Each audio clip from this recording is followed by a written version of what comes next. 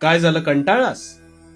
त्रास होतोय म्हणून हे सगळं सोडून कुठेतरी लांब निघून जावंसं वाटतंय? हाच विचार सुरू आहे ना? अरे, अतिविचार आणि भूतकाळात अडकून पडणं हा तुझा सर्वात मोठा दुर्गुण आहे. यापुढे ही समस्या तुला सतावणार नाही, तर आता शांतपणे समजू नये.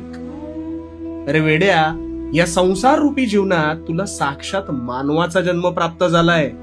हे तुझे अहोभाग्य नाही का?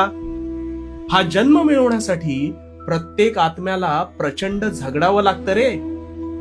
तुझी समस्या काय माहितीये का? तुझी समस्या ही आहे की प्रत्येक गोष्टीचा बारीक सारीक तू विचार करत राहतोस आणि उगाच संभ्रमात पडतोस.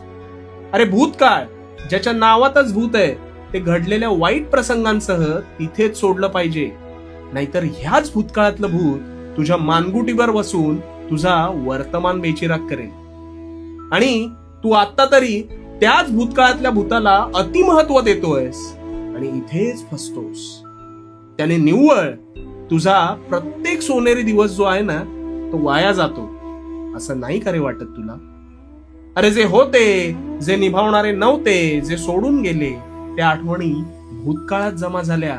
म्हणून त्या नादात वर्तमानातल्या चांगल्या संधी या कधीही गमावू नकोस. वर्तमानात राहा. चांगले विचार, चांगल्या व्यक्ती जर आयुष्यात येत असतील अथवा असतील तर त्यांचा स्वीकार कर, त्यांची काळजी घे. कारण मनाने साफ असणारे ह्या कलियुगात फारच कमी सापडतील. म्हणूनच मनातल्या भूतकाळाची वासना सोड आणि भविष्य उज्ज्वल करण्याच्या प्रयत्नात राहा. आणि हो, भिवू नकोस, कारण मी तुझ्या पाठीशी आहे. भिवू नकोस, मी तुझ्या पाठीशी आहे.